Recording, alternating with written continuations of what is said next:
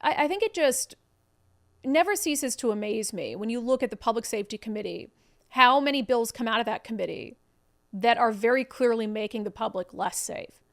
I mean, it almost seems like that's what the committee is designed to do. It's like, how can we erode safety in our communities? How can we make life easier for criminals?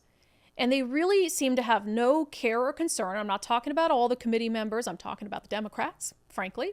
They seem to have no care or concern for crime victims and for considering the voices of crime victims when they hear these bills, when they debate these bills, and when they get input from the public. So late last week, as we expected, two bills we've covered on the show quite a bit, House Bill 1125 and House Bill 1178, have now moved past the House Public Safety Committee. So we're expecting them to be voted on in the House, and then we'll see what happens on the Senate side. But of course, House Bill 1125 expands judicial discretion. And this is the bill that would allow a judge to go back and to end a prison sentence early in the interest of justice.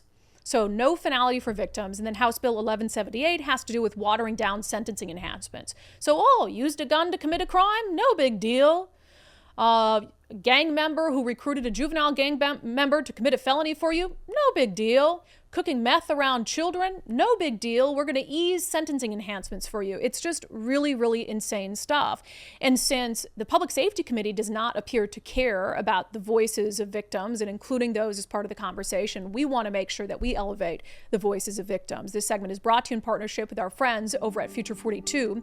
Turn your frustration into action at future42.org.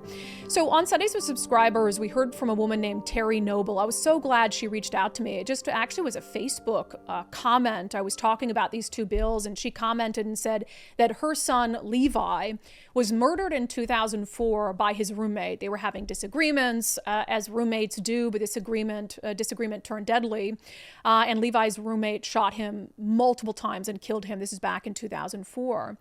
And Terry Noble at the time, there wasn't a lot of help for victims' families to help them navigate the process. It just wasn't something that there was a lot of attention to. And so she took it upon herself.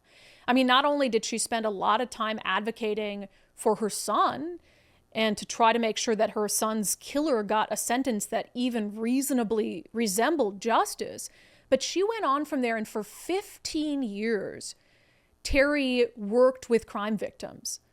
After losing her own son, think about that, the pain, and she took all that pain and frustration and she channeled it into helping the families of other people who have lost loved ones to homicide for 15 years. But during that time, and as she told me, she became so frustrated and mortified with how little care there seemed to be for the voices of crime victims, and with some of these pro-criminal bills that would routinely be introduced and even passed in Olympia. Here's part of my conversation from Sundays with Subscribers with Terry Noble. What would it have been like, and what would have been different for you if your family had lived these last 20 years knowing that at any time the person who killed Levi, a judge could cut their prison sentence early? Yeah, I just can't even imagine what that is like. And part of it for us was there was supposed to be a truth in sentence. And so this was a sentence they are supposed to serve. And through the years, just with what has happened, those change, and there's good time. But the thought of having a radicalized judge or even prosecutor or anybody at a whim to release them without, and really they say there's supposed to be input from the victim, but I highly doubt that. Yeah. So imagine apply No. this to your work as a victim's advocate. If this Mhm. bill passes, if HB 1125 becomes law and judges can end prison sentences early in the interest of justice, what do you think victims are going to go through? Hell. It's just going to be continued victimization.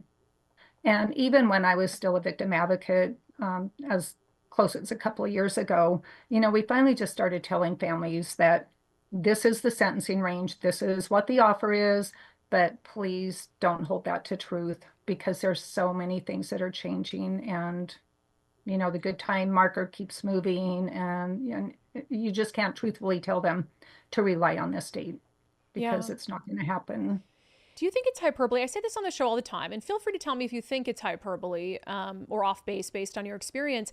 Sometimes I just really feel like in this day, the needs of the criminal outweigh the needs of the victim. that things are sort of done to cater to the criminal and not the victim. Do you get that sense, or is that an exaggeration? Oh, no, absolutely. Everything caters toward the defendant. I mean, I'm getting ready to put a class on advocacy after homicide up in Washington in the end of April. And there's a huge part of it. And I have a schematic that shows a circle with all the players in it. And then there's the circle with the victim over here on the outside, because you do not get to participate in any process except for a bail hearing and a sentencing hearing. That is the only time you have a right to speak. Yeah, and apparently you really don't even have a right to speak at some of these hearings, because they'll let like literally remote testimony from prison inmates. Prisoner after prisoner after prisoner talk about how, oh, the law needs to be changed to benefit them. And there are so few victims. Now, I don't blame all of that on the committee. I think very few victims and their families are willing to put themselves over and over in those positions, because it's hard. And I can't even imagine losing a family member to murder, feeling like you're ignored already through the process. The person who killed your family member gets a slap on the wrist. I mean, how many times have you heard that? And then on top of all of that, you go to get re-victimized by sitting in a committee hearing where half the members don't care at all what you have to say. So I was happy that Terry Noble was willing to talk to us and really reiterate, specific to these two bills, House Bill 1125 and House Bill 1178, that these bills will be horrifying for families. The idea that for 20 years, as she said, that if she had to sit there and wonder and think that at any time the person who killed her son, an activist judge, could just let them out of prison. I mean, think about what, again, appealing to Democrats in Olympia who are going to vote on these, think about what you're doing to victims' families. Think about what the agony, the mental agony that will put them through for years to come. And ask yourself if that's really what you intend to do. Because that's what will happen. Terry Noble, there's no better person to talk about what victims will go through than her. And her son is not the only family member she's lost to homicide. Having lost multiple family members to crime, and then spending 15 years of her life advocating for other crime victims, she knows better than any single Democratic lawmaker what this will do to crime victims. So the question for those Democrats is, do you care? Do you care? And if the answer is yes, then you cannot possibly support either of these bills. That segment was brought to you in partnership with our friends at Future 42. Turn your frustration into action at future42.org. Make sure that you take time to sign up for their newsletter. You can be alerted to opportunities to do just that, whether it's opportunities to try to get involved, opportunities to push back against bills, or just become more aware of some of the stuff that's happening in Washington state. So future42.org.